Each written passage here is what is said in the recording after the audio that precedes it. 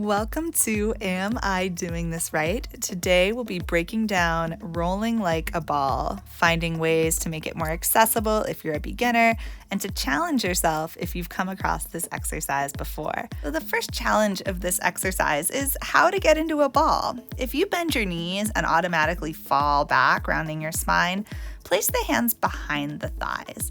If you have a little more flexibility and can easily sit up tall here, hands can go to the shins or ankles. Wherever you are, you'll just start to walk the toes in closer and closer to you until they naturally float up off the floor. Feet will be in a V, heels together, toes apart, knees shoulder width, and hands either at the ankles, shins, or behind the thighs, depending on your personal preference.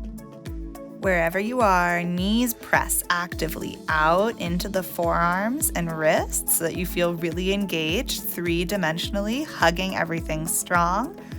Your goal is to breathe and balance here. If this is feeling pretty good for you, you can start to take a really small rock and roll, leaning a little back behind the tail and then forward. And it's okay to challenge yourself here.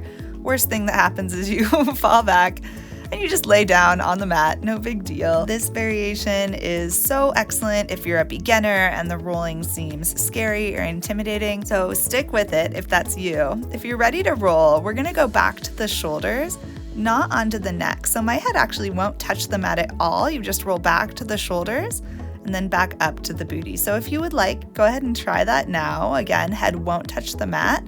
You're gonna keep the chin really tucked into the chest so you're not gonna look where you're going. You're actually gonna keep the eyes right on the belly button, chin down. So again, that we don't roll onto the head, we just rock to the shoulders and back up.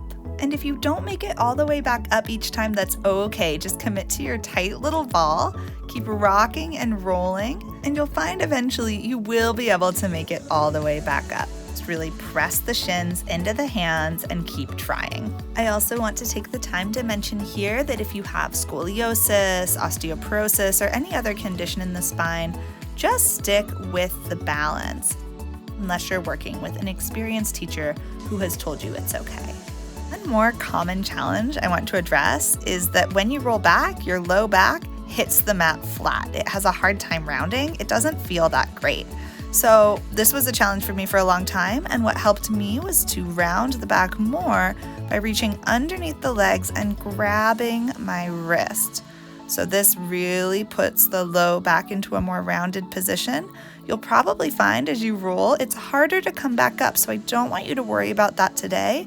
We're really just trying to roll evenly over a smooth, round spine. So if you find that as you roll back, you're feeling a thump or you're hitting your low back on the mat, give this version a try and see if it helps you get a little rounder. All right, so now that we've covered the basics, let's move into some more advanced variations for those of you who have been doing this exercise a long time. One of my favorites is propping the elbows up on the knees.